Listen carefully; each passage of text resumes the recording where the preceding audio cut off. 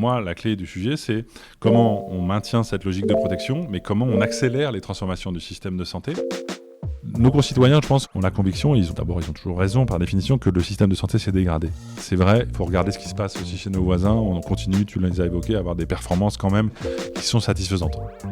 Le bon traitement, c'est pas forcément un médicament, un petit clin d'œil aux antibiotiques, c'est pas automatique. Il faut une réforme plus systémique du système d'arrêt de travail. Il faut qu'à un moment donné, les syndicats de salariés, les employeurs, les pouvoirs publics, les médecins se mettent autour de la table et qu'on fasse bouger plus substantiellement les règles du jeu.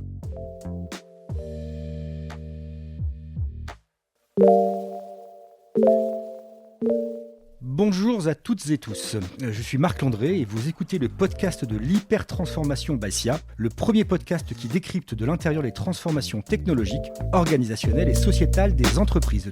Tous les mois, nous recevons un dirigeant qui prend le temps d'analyser les enjeux structurants de la transformation de son entreprise et plus globalement de l'économie française. Une trentaine de technologies à vocation disruptive sont actuellement en gestation ou en cours de déploiement dans les entreprises. L'intelligence artificielle, évidemment, qu'elle soit générative, prédictive ou frugale, mais aussi plus globalement le numérique via l'informatique quantique, la cybersécurité, la décarbonation, les sciences des matériaux, le spatial, etc. La combinaison de toutes ces technologies, qui est la caractéristique de cette hyper-transformation, de cette quatrième révolution industrielle, change fondamentalement la donne et démultiplie la vitesse de transformation des entreprises qui n'ont d'autre choix que de s'adapter en profondeur pour survivre. C'est tout l'objet du podcast de l'hyper-transformation by SIA que de vous raconter, comme si vous y étiez, les coulisses et impacts de cette hyper-transformation technologique, organisationnelle et sociétale des entreprises et de l'économie.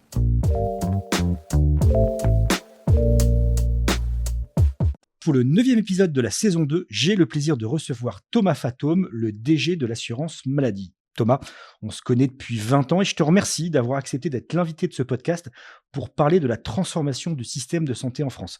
Ça fait longtemps qu'on cherchait à le caler, on y est, on y va. Mais pour démarrer, est-ce que tu vas bien ? Très bien, merci beaucoup de cette invitation et heureux qu'on ait réussi en effet à caler ce moment d'échange. Tu as 51 ans, tu es diplômé d'HEC, titulaire d'un DEA de droit public et tu as fait l'ENA, promotion Averroès 1999-2001. Tu es fils de médecin et as fait toute ta carrière dans le social. Tu as accompagné plusieurs ministres sur les questions sociales justement, jusqu'au premier d'entre eux, Édouard Philippe, entre 2017 et 2020. Tu avais été précédemment directeur de la sécurité sociale pendant 5 ans et tu diriges depuis 2020 l'assurance maladie. À titre privé, tu es marié, à 3 enfants et tu adores les séries télé. L'assurance maladie, vieille dame de 80 ans, est l'un des centres nerveux du système de santé français. Elle protège plus de 60 millions d'assurés et sa mission dépasse le simple remboursement des soins. Si elle prend en charge les dépenses de santé, les indemnités journalières, les risques maladie, maternité, invalidité, décès, ainsi que les accidents du travail et les maladies professionnelles, elle agit aussi sur l'accès aux soins, la prévention et la régulation du système de santé. Elle négocie avec les professionnels de santé et contribue au respect de l'objectif national des dépenses de santé fixé chaque année par le Parlement. Avec ses plus de 80 000 collaborateurs répartis sur l'ensemble du territoire, l'assurance maladie est devenue l'acteur central de pilotage public de la santé en France, dépistage organisé des cancers, vaccination, prévention, lutte contre la fraude et transformation numérique avec Mon Espace Santé. Et les résultats sont là. La France garantit un taux de couverture de 80% de la dépense totale de santé, un record historique, avec un reste à charge par patient le plus faible au monde. La France est aussi le 3e pays au monde en matière d'investissement dans la santé et le second en Europe en matière d'accès aux médicaments innovants. Le slogan de l'assurance maladie résume d'ailleurs très bien cette ambition, agir ensemble, protéger chacun. Mais cette place centrale dans le système de soins se paye cash. La branche maladie est structurellement dans le rouge depuis le début des années 90, avec un déficit de 16 milliards en 2025 et une projection sans inflexion majeure à plus de 40 milliards en 2030, sous l'effet du vieillissement de la population, de la hausse des maladies chroniques et de la progression des dépenses de santé. Est-ce que tu as quelque chose à redire sur cette présentation de toi et de l'assurance maladie ? Très complet sur les deux volets. Simplement, oui, c'est vrai que tu l'as évoqué, cette transformation de l'assurance maladie qu'on connaît tous historiquement comme étant celui qui rembourse les soins. C'est vrai que ça fait maintenant 10 ou 15 ans et je crois qu'on essaye d'accélérer ces dernières années encore. le fait de la positionner comme un acteur qui fait de la prévention, qui contribue à l'organisation des soins avec nos cousins germains des ARS, qui fait du numérique en santé, qui fait de la fraude, on va en parler certainement. On va en parler. Et de tout ça. Donc oui, cette transformation, elle est très forte, elle est significative et c'est vraiment pour moi évidemment la priorité depuis maintenant 6 ans à la tête de l'assurance maladie, en étant très très heureux, très fier d'occuper ce job qui est magnifique et qui est stimulant. Alors, mes 3 premières questions, Thomas, sont générales et visent justement à lancer la discussion. Quelle est ta définition de l'hyper-transformation de l'assurance maladie et du système de soins en France? Quels en sont, outre sa soutenabilité financière, les enjeux et quelles sont les pistes d'évolution majeures? Tu en as cité quelques-unes dans l'introduction, mais allons un petit peu plus loin. Cette hyper-transformation, c'est en effet d'en faire un acteur qui va accompagner les évolutions de notre système de soins pour permettre de continuer à protéger les Français et puis restaurer la soutenabilité. C'est vraiment ça qui est clé parce que tu l'as très bien résumé. On a fait d'immenses progrès dans ce qu'on fait. Maintenant, on est en face d'une impasse, hein, il ne faut pas se le cacher. 15 à 16 milliards de déficit annuel, c'est une impasse pour l'assurance maladie. Sans crise, type Covid. En effet, on est sorti de la crise Covid. Alors, il y a différentes raisons sur ce déficit, on y reviendra. Mais pour moi, la clé du sujet, c'est comment on maintient cette logique de protection, mais comment on accélère les transformations du système de santé. C'est vraiment au cœur des propositions qu'on a fait l'année dernière sur notre rapport annuel chargé-produit. Plus de prévention, plus de parcours de soins au juste prix. Et voilà, tout ce qui nous drive au quotidien, tout ce qui me drive au quotidien avec les équipes de l'assurance maladie, c'est ça. C'est vraiment mobiliser tous les leviers, et puis de court, de moyen, de long terme, vis-à-vis de l'ensemble des acteurs du système de santé, les patients, les professionnels de santé, l'hôpital, pour pouvoir faire bouger notre système de santé. On est insuffisamment conscient de cette impasse financière. On parle beaucoup des retraites, on parle beaucoup des déficits publics, on parle beaucoup de la dette. À mon sens, insuffisamment du déficit de l'assurance maladie. C'est ce qu'on a voulu aussi porter très fort l'année dernière. On va le refaire encore cette année parce que c'est un sujet d'inquiétude quand même que j'ai à titre personnel. Voilà. Est-ce qu'on va réussir à sortir de cette impasse financière? D'ailleurs, je pourrais presque dire, pour avoir suivi ces questions-là pendant 25 ans quand j'étais journaliste, je suis d'accord avec toi, on a peu conscience des enjeux et notamment les politiques se focalisent beaucoup plus sur l'assurance chômage qui est largement moins déficitaire que sur l'assurance maladie, dont les dépenses pèsent beaucoup plus en matière de dépenses sociales. Et peut-être, si je peux me permettre, un léger complément à l'historique que tu as fait qui était très juste, c'est que juste avant le Covid, on était à l'équilibre, l'assurance maladie. Parce que pendant 10 ans, c'est vrai qu'on a fait des efforts substantiels. 2010, on sort de la crise financière, 12 milliards de déficit. Et voilà, je dis ça parce que je me souviens très précisément d'un jour où Édouard Philippe est venu me voir dans mon bureau quand j'étais son directeur adjoint, avec une très belle courbe qui avait été faite dans les premiers jours, dans les premières semaines du Covid, en montrant voilà, qu'on était tout près de l'équilibre et qu'on allait partir dans le décor. Et voilà, donc il ne faut pas oublier qu'on a su à un moment donné... C'est possible, exactement. Il y a une tradition dans ce podcast, ce sont des interventions extérieures, ce qu'on appelle des césures, des questions qui sont posées par des personnalités extérieures. Et la première, elle arrive dès maintenant, donc très tôt, c'est la question de l'invité précédent, qui est Bruno Vaffier, le DG du groupe Cégide. On l'écoute et tu lui réponds dans la foulée. Bonjour Thomas. À l'horizon de 5 ou 10 ans, quelle place souhaitez-vous donner à l'intelligence artificielle dans le modèle de l'assurance maladie? Et quels en seront les impacts les plus structurants pour les patients et pour les professionnels de santé? Alors ça va driver une partie de notre entretien, mais là, c'est toujours dans des questions très générales, d'un point de vue synthétique. D'abord, peut-être se dire qu'il y a au moins 2 usages, il faut bien différencier. On est aussi un service public, l'assurance maladie. Je l'ai dit, 80 000 collaborateurs. Et donc, comment, en tant que service public, nous, on est en train d'adopter l'IA, comme le font toutes les organisations privées comme publiques, pour accélérer notre fonctionnement, améliorer notre productivité, améliorer notre qualité de service. Donc ça, on a créé notre plateforme qui s'appelle Camélia, petit clin d'œil à Amélie, on travaille avec Mistral, on opère sur des bases souveraines, on y reviendra. Donc voilà, en tant que service public, comment on intègre ces dimensions-là. Et puis aussi, en tant que financeur du système de santé, comment on promeut, comment on identifie, comment on facilite l'usage de l'IA par l'ensemble des professionnels de santé. Ça, c'est le deuxième volet. Et puis, le troisième volet, c'est évidemment, on va en parler certainement, dans le numérique en santé pour les patients. Tout à fait. Comment progressivement, on va brancher des modules d'IA sur mon espace santé. Ça fait aussi partie, quelques exemples assez concrets. Et je suis assez convaincu, mais je suis pas le seul. Et heureusement que, c'est pas un gadget, c'est pas une mode. C'est que ça va profondément nous aider en tant que service public. Profondément, je pense aussi aider le système de santé, y compris à faire face à certains défis, y compris à progresser en qualité, y compris à aider les professionnels dans leur quotidien, aider les patients dans leur parcours. Je suis absolument convaincu que on est au début de cette révolution qui va être très substantielle, qui est un volet de ce numérique en santé auquel on croit beaucoup et sur lequel on s'investit de plus en plus.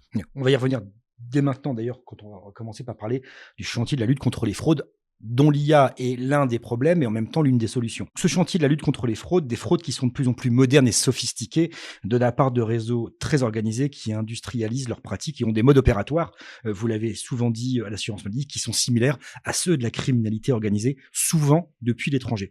Est-ce que tu peux nous donner quelques exemples de ces fraudes modernes auxquelles tes services doivent faire face? On entend beaucoup parler des centres de santé qui jouent un peu le rôle du cheval de Troie dans le système.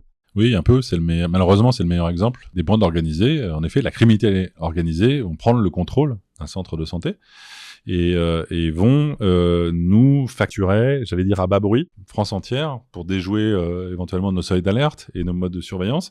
Et vont le faire quelques semaines seulement, et puis ils vont disparaître. Ils vont reprendre un autre centre, vont recommencer, etc. Ça, c'est vraiment la dernière fraude à laquelle on a été confronté. Mais en réalité, on avait déjà vu ce type de modèle dans le secteur des audioprothèses. Le 100% santé, c'est une très belle réforme. Le problème, c'est qu'il y a des gens qui ont investi ces centres-là et qui fausse ordonnance, faux médecins, faux centres et actes fictifs.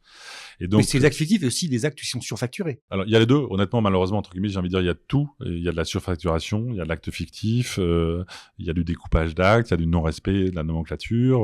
On a malheureusement toutes les formes de fraude. Et donc, moi, clairement, pour moi, c'est une de nos politiques aussi prioritaires depuis que je suis arrivé. Ça date pas non plus d'hier, mais on a clairement haussé le niveau de jeu. On a multiplié par 3 nos résultats.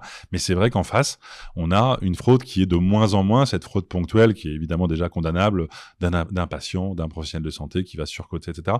Mais c'est des choses beaucoup, beaucoup plus sophistiquées et qui justifient une coopération renforcée avec la justice, avec les services spécialisés de gendarmerie et de police. C'est pas un hasard si le dernier bilan annuel qu'on a fait 2025, on l'a fait conjointement avec le gendarme qui est patron de l'OCLTI, l'Office central de lutte contre le travail illégal, qui s'occupe de la fraude sociale, parce que voilà, c'est cette coopération renforcée qu'on mène et qui justifie qu'on aille beaucoup plus loin sur la lutte contre la fraude.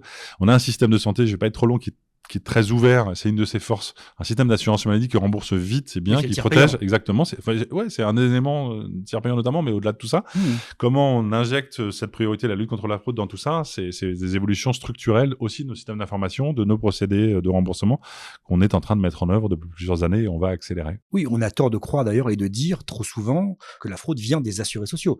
La grande majorité des fraudes, je dirais les 3/4, viennent des professionnels de santé eux-mêmes. En montant, clairement, les enjeux sont du côté des professionnels de santé, libéraux et établissements, en volume, pour être précis. Oui, c'est la moitié, c'est les assurés parce que c'est des petites fraudes, entre guillemets, mais oui, les enjeux financiers sont bien du côté des offreurs de soins.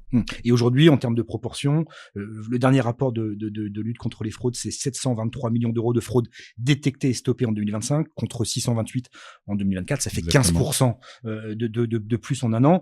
Et ça représente à peu près un tiers de l'estimation de la fraude sociale. C'est les ordres de grandeur qu'on a, oui, parce que l'évaluation, elle est évidemment toujours un peu délicate. On a quand même beaucoup travaillé aussi, parce qu'il y avait beaucoup de chiffres, de fantasmes dans tous les sens. Je me rappelle les 50 milliards d'euros, voilà, exactement. Donc, se dire qu'en effet, on a un ordre de grandeur raisonnable qui est 2 milliards d'euros, et qu'on se dit que on est à un tiers. Alors, est-ce qu'on est à un tiers du chemin? Je ne sais pas.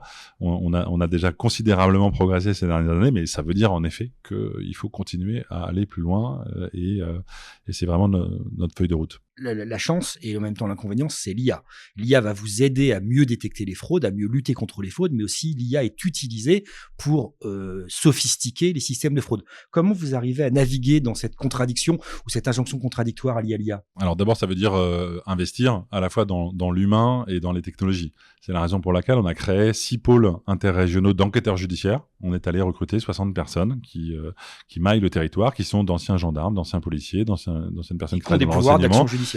Qui vont là et qui ont des pouvoirs, et aussi évidemment des statisticiens qui vont pouvoir aussi aller justement mener ces travaux, utiliser les technologies du big data, de l'IA. Vous avez dit qu'on fait de la traque sur le cyberharcèlement ou Oui, vraiment, honnêtement, il y a des choses très très sophistiquées qui se font, de mettre en relation en réalité des gens dont on voit en réalité quand on peut faire des connexions entre des gens qui ont des relations familiales, des relations professionnelles, etc. On voit petit à petit des trafics se construire, et je l'ai vu très précisément il y a quelques mois. J'étais en visite à La Rochelle, à la caisse primaire qui abrite un des pôles interrégionaux.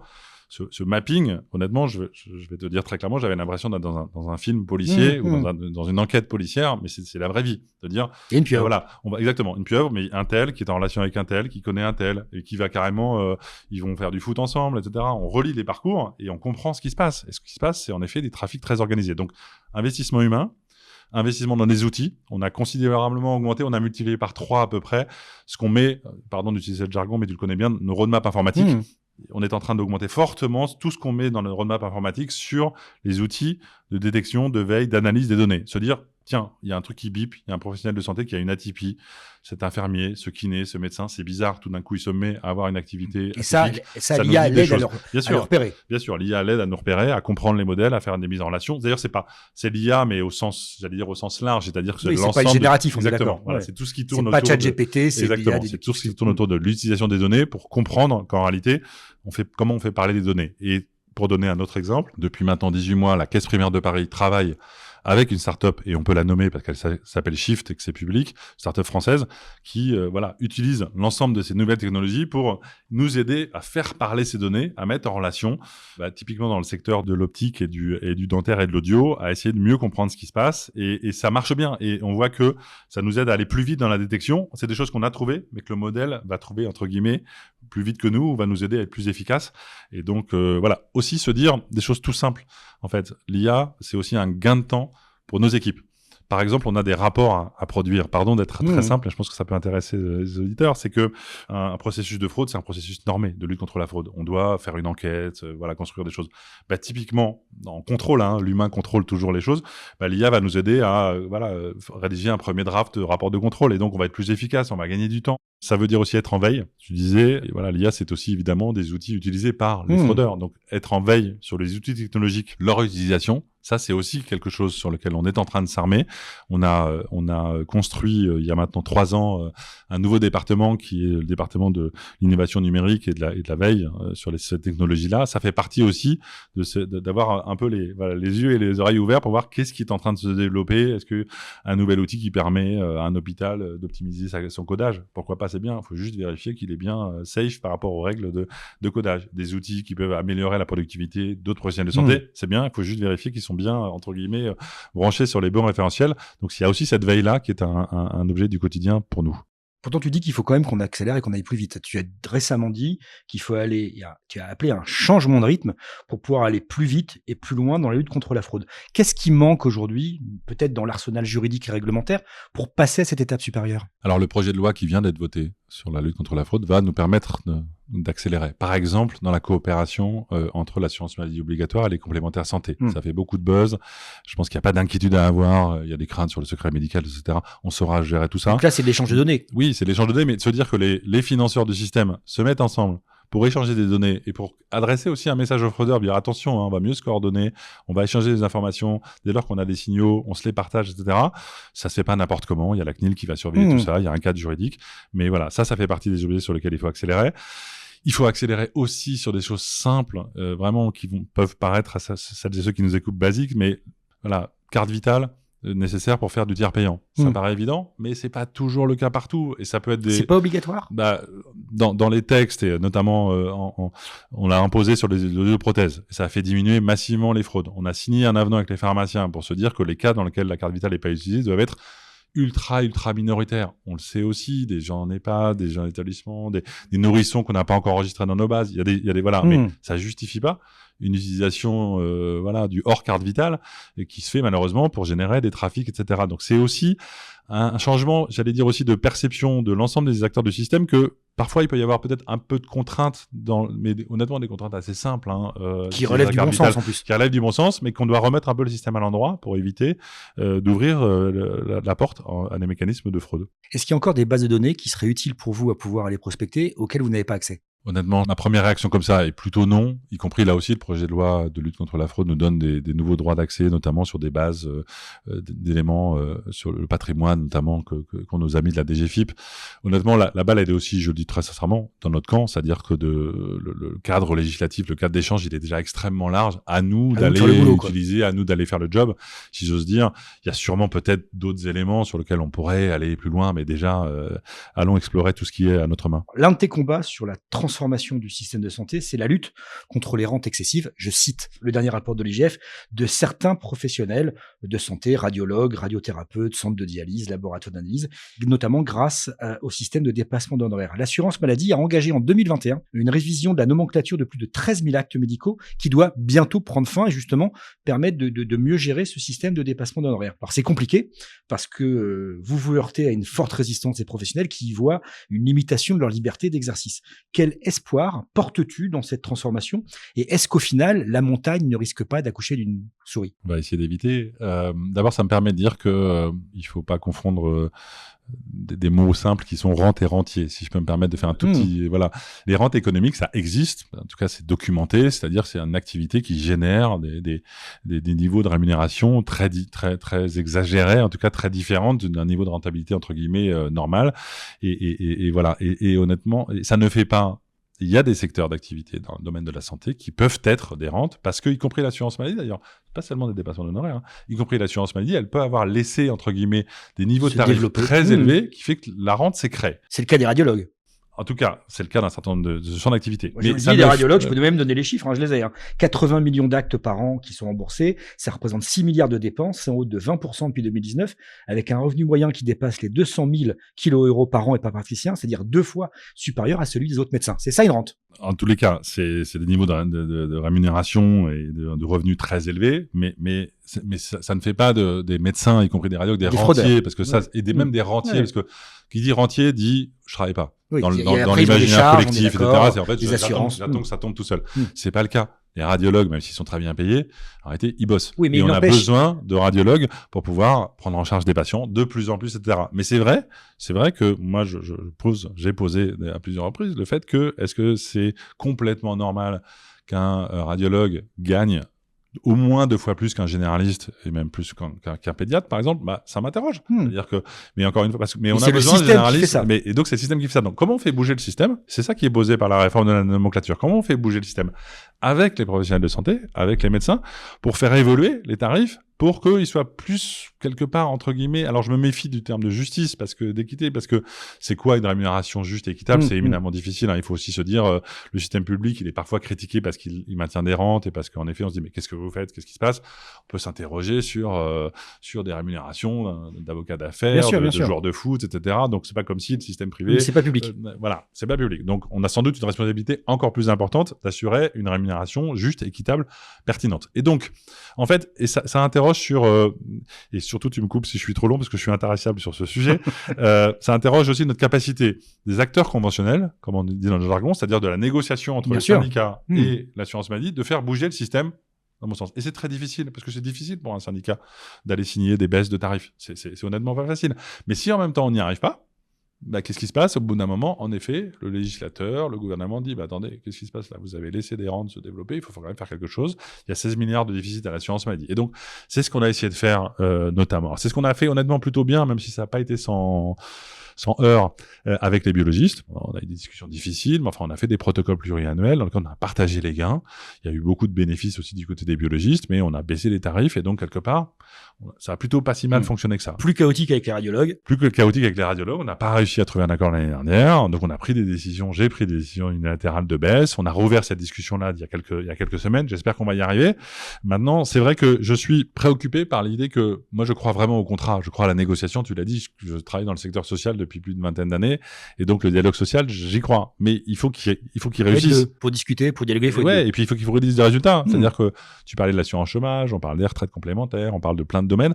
Le dialogue social dans la santé, il est un peu particulier. Ce dialogue conventionnel, il est très spécial entre l'assurance maladie et les syndicats. Mais c'est la même obligation de résultat qui pèse sur eux. C'est est-ce que vous arrivez à vous mettre d'accord pour que ça soit bénéfique pour les patients, d'abord, le système, pour les professionnels, et que ça soit soutenable. Je crois qu'on y arrive la plupart du temps, et moi je crois beaucoup à ce système-là, parce que l'unilatéral, honnêtement, ça marche pas toujours très très très bien quand l'État décide tout seul de choses. Parfois, il exerce sa responsabilité. Voilà, mais le contrat, ça marche plutôt bien. Mais il faut que ce contrat produise des résultats. Alors cette révision des actes, elle va aboutir fin 2026. On a un énorme boulot, je le dis au passage. Et d'ailleurs, c'est surtout pas l'assurance maladie qui le fait. Oui, c'est les sociétés savantes, les spécialistes qui redéfinissent leurs actes, qui redécrivent leurs actes. Après, on va rentrer en 2027 dans une négociation. Et là, honnêtement, on verra. On va avoir une redescription des actes. On va avoir ce qu'on appelle, dans le jargon, des tarifs cibles. C'est-à-dire que ça aboutit, on rescore finalement, on pèse chaque acte. On dit qu'est-ce qui vaut cet acte. Et c'est vrai que ça peut faire bouger les lignes. Il y a différentes professions. On se dit, un acte... on prend souvent l'exemple de la cataracte. J'ai rien contre les ophtalmos. Là aussi, on a vraiment, évidemment, besoin de cette spécialité aux notre pays. Mais c'est vrai qu'aujourd'hui, une opération de la cataracte, c'est beaucoup plus simple qu'il y a 10 ou 15 ou 20 ans. Beaucoup plus simple. Donc, évidemment que dans la pesée de l'acte, entre guillemets, il va valoir moins lourd qu'avant. Qu'est-ce qu'on en tire comme conséquence ? On va pas baisser les rémunérations des ophtalmos demain de 20 ou 20%. Ça n'a pas de sens. Oui, et à contrario, la réduction de robots, notamment dans les blocs opératoires, Exactement. n'existait pas il y a des 35 innovations. ans. Et ça doit être intégré. Tout à fait, des innovations, des actes qu'on doit prendre en charge, des choses qui sont plus compliquées, qu'on n'a pas réussi à valoriser à un bon niveau. Et cette discussion-là, on va l'avoir avec les spécialistes, notamment en 2027. Ça va pas être simple. Moi, je suis confiant, on va y arriver. Mais tu es d'accord, aujourd'hui, avec le développement des technologies et le vieillissement de la population, il y a des soins ou des actes qui ne peuvent plus être remboursés, soit parce qu'ils n'ont plus de valeur thérapeutique, moins de valeur thérapeutique, ou alors on n'a plus les moyens de les prendre en charge. Honnêtement, je tempère un peu ça, si tu me le permets. D'abord, c'est pas nous qui définissons, c'est important de se dire, c'est pas le payeur qui décide ce qui rembourse, ce qui est pas totalement anodin. C'est-à-dire que c'est la haute autorité de santé qui dit ça c'est pertinent, c'est efficace, c'est bien, il faut le prendre en charge. Ça veut dire que si c'était toi, tu ne rembourserais pas la même façon ? Non, ça veut pas dire ça. Ça veut dire que c'est bien que ce soit pas le payeur qui décide tout seul. D'abord pour des raisons financières. Il y a une approche médicalisée, il y a une approche scientifique. Ensuite, ma conviction, mais ça se débat, c'est que je ne crois pas qu'on soit, en tout cas, je ne souhaite pas qu'on y soit, mais je crois que ça n'est pas le cas aujourd'hui, qu'on dise je prends pas ce traitement, je prends pas cet acte parce que j'ai plus d'argent. Alors on peut se dire d'ailleurs, en fait, vous êtes bizarre à l'assurance maladie parce que vous avez 16 milliards de déficit et vous posez pas ces questions. On se les pose pas comme ça. Non, on se la pose pas comme ça parce que en fait, il y a des gains d'efficience dans le système, des gains de productivité, il y a des économies à aller chercher, et parce que honnêtement, je suis convaincu qu'on doit continuer à financer l'innovation du médicament, l'innovation des actes. Maintenant, si on n'accélère pas aussi les évolutions du système de santé, c'est vrai qu'à un moment donné, on pourra se retrouver à dire écoutez, là on peut plus prendre. Mais je te donne un exemple. Est-ce que c'est à l'assurance maladie de rembourser, par exemple, le changement de lunettes alors que la vue n'a pas baissé ? Alors, non. C'est-à-dire que non, clairement. Mais de ce point de vue-là, le cadre, y compris des contrats responsables, il faut pouvoir le faire évoluer pour, en effet, ne pas nous soumettre des remboursements de ce type-là. Moi, j'attends beaucoup, même si ce sera dans un calendrier politique délicat, de la mission que la ministre de la Santé a confiée à 4 experts sur le rapport entre AMO et AMC, comme on dit dans le jargon, entre l'assurance maladie de base et les complémentaires, sur comment il faut faire bouger ces sujets-là. C'est un sujet très sensible sur lequel on est un peu bloqué depuis quelques années, et j'espère qu'ils vont nous aider à trouver des pistes un peu innovantes. C'est prévu pour quand ? D'ici l'automne, je crois, le rapport. Ça alimentera les programmes présidentiels. Sans doute, oui. Non, mais encore une fois, on a besoin de ces réflexions-là, de prendre un peu de recul. Autre point sur la transformation du système de santé qui porte sur la médecine de ville, qui ne ressemble plus aujourd'hui à ce qu'elle a longtemps été. Il y a moins de généralistes par rapport aux spécialistes, il y a un défaut des nouvelles implantations de généralistes dans les déserts médicaux et une concentration dans les zones déjà surdotées. On a la fin du mythe du vieux médecin de famille qui travaillait 70 heures par semaine et qui se rendait chez ses patients. Aujourd'hui, la profession est beaucoup plus féminisée, salariée, avec des jeunes femmes, des jeunes médecins qui veulent travailler 35 heures par semaine et avoir un véritable équilibre de vie pro-perso. Quelles sont pour toi les solutions sur cette médecine de ville, la new médecine de ville comme on dit, et quelle transformation du modèle tu vises ? Alors, d'abord, c'est quand même de continuer à considérer que la médecine générale libérale, des médecins traitants libéraux, ça reste pour nous, je dirais... La pierre angulaire. Voilà, un trésor, quelque chose qu'on veut vraiment accompagner. Pourquoi ? Parce qu'ils voient 1 million de patients tous les jours, ces médecins-là. C'est vraiment la première ligne. Quand on parle de première ligne, alors il y a plusieurs premières lignes, mais celle-là, elle est vraiment très, très, très, très importante. Et on voit bien que depuis quelques années, avec la démographie médicale, eh bien, quand on a moins de médecins traitants disponibles, on voit bien que le système, il tousse. Il est fragile, on se heurte à des problèmes d'accès aux soins.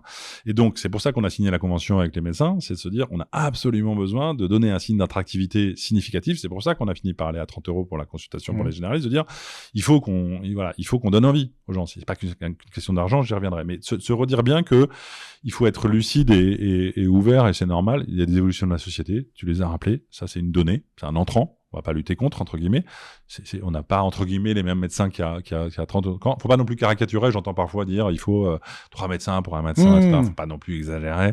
Ce qu'on voit, c'est qu'en gros, quelqu'un qui s'est installé après 2015, il fait 15% de consultations de moins que quelqu'un qui s'est installé avant 2010, pour donner un ordre de grandeur. Donc oui, il y a une Mais la activité durée de la différente. consultation n'est pas la même. Oui, il y a tout ça qui est derrière. Faut regarder. Et donc, ce qu'on fait aussi, c'est très important, c'est de se dire, ce médecin, il doit pas être tout seul. Il doit pas être isolé. Il doit être dans une équipe. Maison de santé pluriprofessionnelle. Ça a boosté beaucoup depuis 5 ans.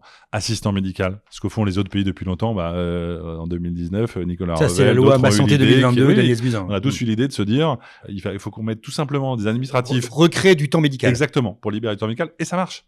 Et ça marche. Maintenant, on a un peu de recul. C'est 10 à 15% de patientèle en plus pour les médecins qui travaillent pas plus, mais ils ont pris un assistant médical. Et en effet, l'heure d'administration par jour, éventuellement, c'est l'assistant médical qui le fait. Donc, un niveau de valorisation qu'on assume, un travail en équipe, des outils pour les aider aussi, tout l'accompagnement sur mon espace santé, sur les outils numériques, etc. C'est pour accompagner le parcours du patient, on y reviendra aussi, mais c'est aussi pour donner aux médecins traitants des outils faciles d'accès. On a monté un club d'utilisateurs avec un certain nombre de médecins généralistes. Donc voilà, vraiment, et de se dire, on a besoin de ces médecins généralistes traitants, mais en fait, on a besoin... Alors, les mots sont connotés dans l'écosystème de la santé, mais est-ce que c'est équipe traitante, c'est médecins traitants avec une équipe, peu importe, mais en tout cas, qu'ils ne soient pas tout seuls. Ça, c'est sûr. Qu'on assume aussi des délégations de tâches, des évolutions des compétences. Auprès des le infirmiers, débat, les il pharmaciens. évolue quand même dans ce domaine-là. Les blocages, on les surmonte. On a fait, par exemple, on avait proposé au gouvernement il y a 2 ans, qui nous a suivis, que les pharmaciens puissent faire ces fameux tests sur l'angine et sur la cystite, et puis qu'ils puissent, évidemment, aller jusqu'à délivrer des antibiotiques si c'est nécessaire. Ça marche super bien. L'immense majorité des pharmacies s'est impliquée. Et honnêtement, au début, les médecins ont un peu râlé. Mais ils voient bien que c'est pertinent, que ça simplifie le parcours du patient et qu'on a besoin de médecins pour faire autre chose. Et au final, à l'issue de cette transformation, est-ce que c'est réaliste ou c'est démago de dire, par exemple, que chaque Français pourra soigner à moins de 30 minutes de chez soi ?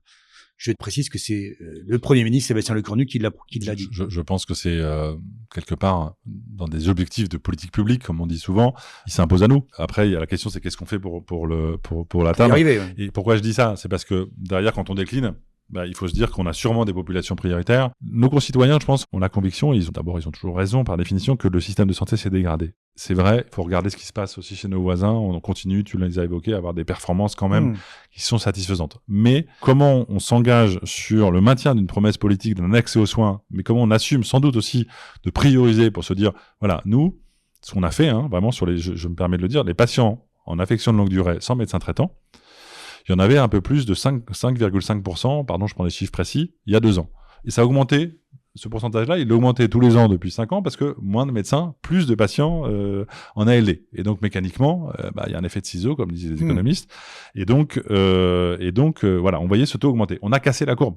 Pourquoi ? On s'est mobilisé avec les médecins, avec les maisons de santé, avec les élus locaux, avec les patients, avec les CPTS, pour aller faire quasiment faire de la vente un par un, de dire, voilà, docteur, vous vous installez dans un territoire, vous êtes jeune médecin, vous vous installez dans un territoire. Autour de vous, dans votre commune, il y a 10, 15 personnes en ALD qui n'ont pas de médecin traitant. On vous donne la liste. Est-ce que vous voulez les prendre banco, le jeune médecin? Vous êtes rémunéré pour ça.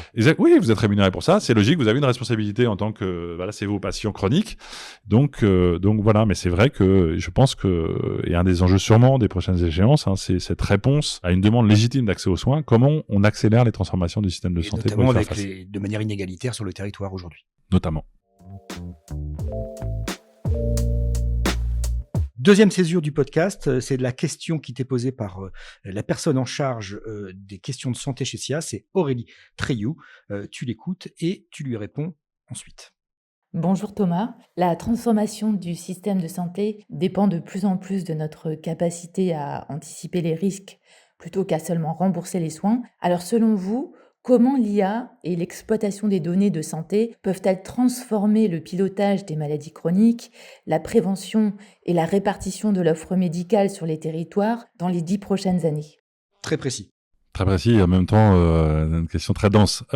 J'ai envie d'abord de prendre le sujet exploitation des données de santé pour faire ce qu'on appelle nous de la prévention personnalisée, c'est-à-dire notamment d'utiliser mon espace santé. Je prends un seul exemple. Il y a un parcours bien connu, qui est celui de la maternité, Bien sur sûr, lequel on sait que 80 000 c'est un femmes. moment évidemment très très important en termes de suivi et dans lequel quelque part on a des patients qui sont très attentifs, bien sûr, à cette thématique-là. Et donc on a ouvert l'année dernière cette proposition de parcours numérique sur Mon Espace Santé, de se dire voilà, vous rentrez dans ce parcours maternité, vous êtes enceinte, on va vous accompagner, on va vous donner des conseils, on va vous donner entre guillemets de la littérature, on va vous rappeler les examens qu'il faut faire, etc. Ça marche hyper bien. En quelques mois, 20% des femmes sont rentrées dans ce dispositif. Et ça, c'est de l'exploitation de données, etc. Et donc, de plus en plus, c'est cette prévention qu'on a tous envie de faire, mais on sait tous qu'elle est d'autant plus efficace, Qu'elle est personnalisée. qu'on va aussi utiliser nos données pour s'appuyer sur nos fameux médecins traitants dont on parlait tout à l'heure.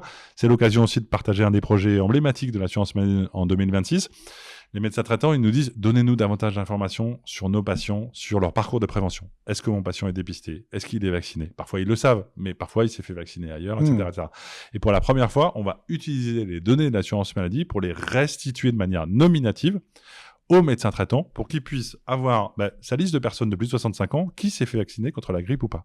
Et qui puisse, avec Dans sa patientèle. Dans sa patientèle. Et qui puisse, avec son assistant médical, se disent je vois monsieur X la semaine prochaine. Il s'est pas fait vacciner. Il s'est pas vacciné. Il faut absolument que je leur dise pensez à vous faire vacciner, c'est facile, je peux vous le faire, mais il y a aussi l'infirmier. Ça a l'air simple, mais en réalité, d'abord, C'est au compliqué. passage, c'est un énorme boulot pour nos informaticiens parce que c'est des contraintes de sécurité, de qualité de la donnée, d'exposition de la donnée. Je peux vous dire que ça fait 1 an qu'ils travaillent comme des dingues sur ce sujet-là.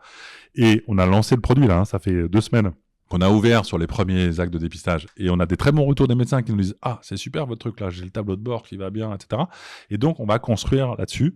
Et vraiment, c'est notre challenge à nous, c'est vraiment d'exploiter au maximum. On a la chance en France d'avoir ce trésor qui s'appelle le SNDS, le Système National des Données de Santé. C'est des gens hyper forts qui, à 30 ou 40 ans, se sont dit « En fait, on a la chance d'avoir un système universel de couverture de l'assurance maladie. Et on peut construire autour de ça le suivi de la consommation de soins des Français et donc de l'activité des professionnels de santé et donc de la consommation des médicaments et donc de recours au transport, etc. Donc, on a un trésor et on doit davantage encore l'exploiter. On a, tu le sais certainement, on a enfin débouché sur ce sujet de l'hébergement du SNDS avec la plateforme des données de santé qui va pouvoir être hébergée par Scaleway, un opérateur français souverain. Et dernier point, peut-être, parce que la question qu'on a entendue et l'évoquer, c'est un peu de la science-fiction, mais pas tant que ça. Est-ce qu'à un moment donné, on va pouvoir progresser dans cette logique de médecine prédictive avec ces données-là? Je fais un peu de teasing, si tu me le permets. On est en train de travailler avec des universitaires qui ont des projets pour dire donnez-nous un peu accès à des données, en tout cas échangeons sur des protocoles qui permettent de voir, vous avez une consommation de soins, ça peut nous dire des choses sur, entre guillemets, la suite du film. Là aussi, ça paraît peut-être évident. C'est évidemment diabolique en termes de mise en œuvre, c'est très complexe, ça pose des questions éthiques, ça pose des questions scientifiques, beaucoup de data. ça pose beaucoup de data, mais c'est pas complètement hors de portée. Et donc, dans les prochains mois, j'invite aussi les auditeurs qui s'intéressent. L'adresse a fait un très bon papier, la direction des études du ministère, sur est-ce que la médecine prédictive demain, ça peut être une réalité. Et donc, on est dessus et on va progresser dans ce domaine-là. C'est un chantier qui est évidemment majeur en termes de santé publique. L'un des chantiers qui est en corollaire, c'est celui qui porte sur les affections longue durée, sur les ALD, qui consiste à avoir une couverture à 100% de certaines pathologies qui sont en fort développement. Là aussi, tu appelles à une révision majeure du système pour en limiter la dérive du financement. Je rappelle que ce système a été mis en place à une période où les maladies chroniques, diabète, hypertension, insuffisance cardiaque, qui nécessitent des consultations et traitements réguliers et répétés, n'existaient pas. Quelle révision des ALD il faut aujourd'hui mettre en œuvre? D'abord, c'est bien se dire que c'est un des cœurs du réacteur du système. C'est-à-dire que c'est vraiment une des clés de la promesse de l'assurance maladie, c'est de vous garantir une couverture à 100% lorsque vous êtes exposé à des restes à charge élevés. C'est vraiment quelque part un des piliers du temple, si j'ose dire. Et donc, mais pour le préserver, il faut juste se dire que, comme tu viens de le dire, le système actuel n'a plus rien à voir dans ses équilibres démographiques et de pathologie avec celui qui existait il y a 30 ou 40 ans. Et quand vous avez un quart de la population à l'horizon 2035 qui pourrait être en ALD, en affection de longue durée, donc couvert à 100%, qui vont consommer les 3/4 des ressources de l'assurance maladie, évidemment que ça n'a rien à voir quand c'était 5% qui consommaient 10% des ressources. C'est lié au vieillissement de la population. Exactement, du vieillissement, etc. Et donc, c'est important de se dire, mais c'est de le transformer pour le sauver. Parce que là aussi, si on le fait pas évoluer, petit à petit, il va être grignoté par des rebaisses de remboursement, par des augmentations des franchises et des participations forfaitaires. Donc, ce qu'on a posé, nous, toujours pareil, notre fameux rapport chargé produit de 2026, celui de l'année dernière, eh bien, c'est de, notamment, d'abord anticiper.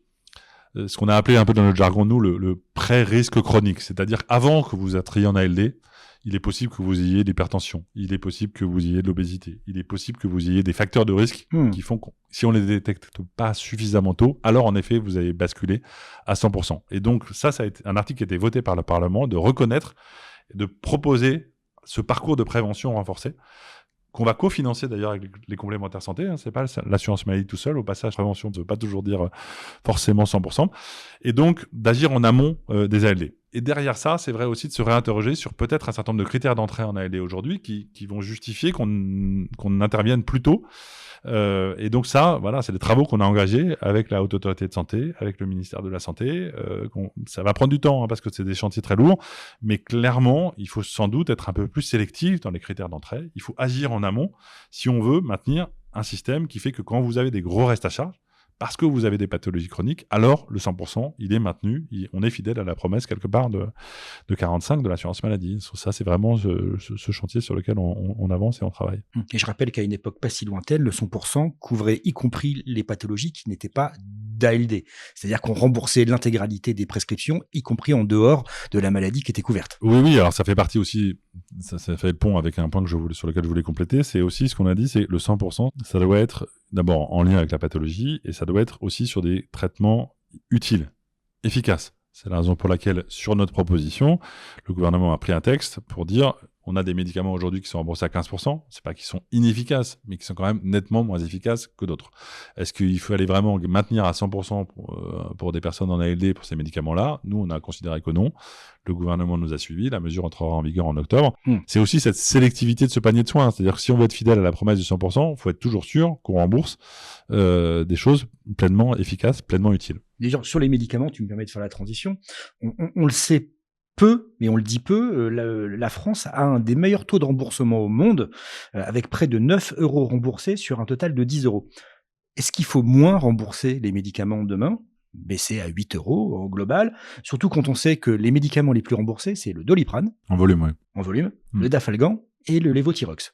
Et ça représente quand même 27 milliards par an, le remboursement des médicaments. Bien sûr. D'abord, merci de le rappeler. En effet, on a parfois l'impression que l'assurance maladie se désengage, qu'elle baisse ses taux de remboursement, etc. En fait, c'est pas ce qui se passe sur la dépense de santé globale et on couvre, voilà. Et c'est une de nos forces, avoir un haut niveau de couverture. Alors, ça coûte.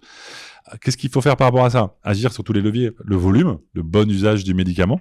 C'est la raison pour laquelle, là aussi... Volume de prescription. Voilà. C'est la raison pour laquelle on a négocié avec les médecins 15 programmes d'action autour de la juste prescription de médicaments. C'est la raison pour laquelle on accompagne les assurés avec cette campagne de communication qu'on a lancée l'année dernière. Le bon traitement, c'est pas forcément un médicament, un petit clin d'œil aux antibiotiques, c'est pas automatique. On refera d'ailleurs, une campagne à l'automne. Je fais un peu de teasing là aussi sur une nouvelle campagne sur les antibiotiques. Rendez-vous cet automne. Mais c'est vrai aussi qu'il faut agir sur les prix et avoir ce que nous on appelle un peu une cohérence de la politique des prix plus importante. C'est un sujet difficile, c'est un sujet de négociation dans le contexte géopolitique qu'on connaît qui est difficile, mais on peut pas avoir à la fois une explosion des prix de l'innovation et en même temps des médicaments dans les remboursements. Voilà, et en même temps des médicaments pas très innovants qui apportent pas grand-chose, dont le prix aussi augmente. Ça, au bout d'un moment, c'est pas possible. Et donc là-dessus, on a appelé aussi à renforcer la cohérence de notre politique de prix du médicament.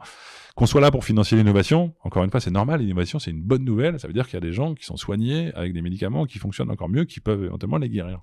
Et donc, on est là pour ça. Mais pour rentrer dans le jargon un peu technique, quand vous avez des médicaments qui ont une ASMR, une amélioration du service médical rendu 4 ou 5, c'est-à-dire qui apportent pas énormément de choses, est-ce que c'est normal? Ce qu'on appelle un bénéfice clinique stable. Voilà, et pas d'amélioration même du service médical rendu pour les ASMR 5. Est-ce que c'est normal que les ASMR 5 en moyenne, leur prix est augmenté depuis 3 ans? Honnêtement, je dis, c'est pas possible dans un système d'assurance maladie qui a 16 milliards d'euros de déficit. Alors, une fois que j'ai dit ça, on sait que c'est un peu plus compliqué.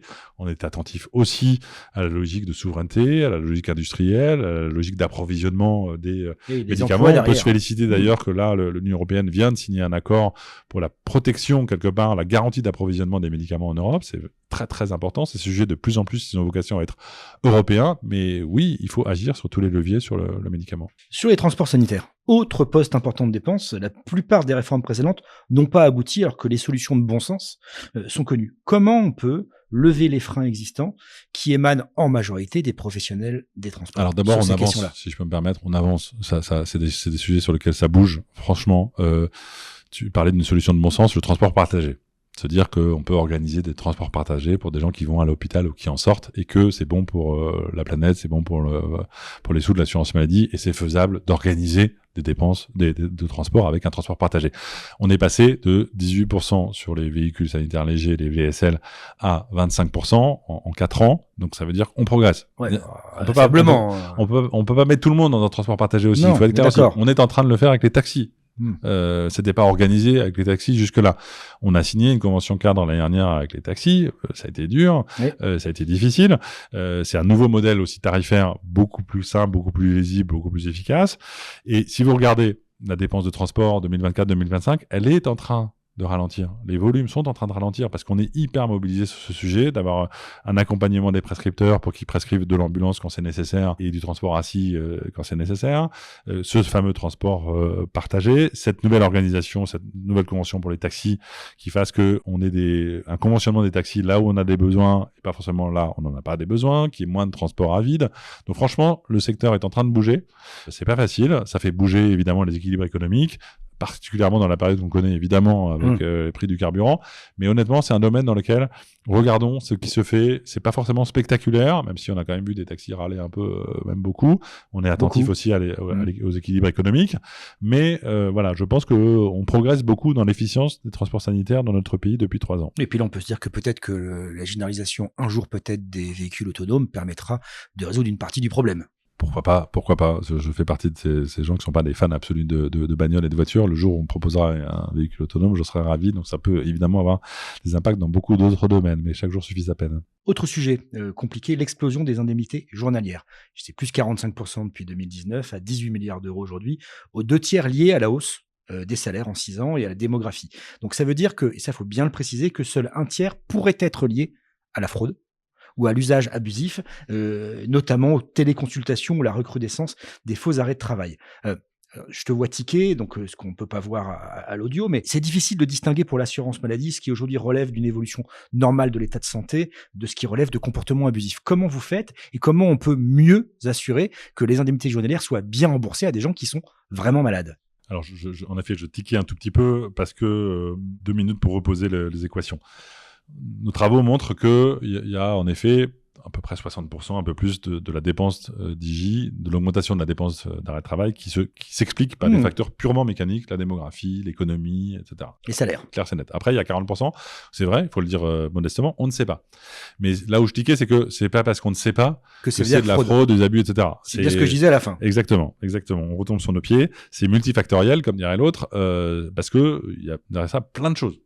Le rapport au travail, la santé au travail, la montée des risques psychosociaux, aussi malheureusement des abus, des fraudes, des employeurs qui se comportent pas bien, des médecins qui prescrivent trop, des assurés qui, entre guillemets, en profitent.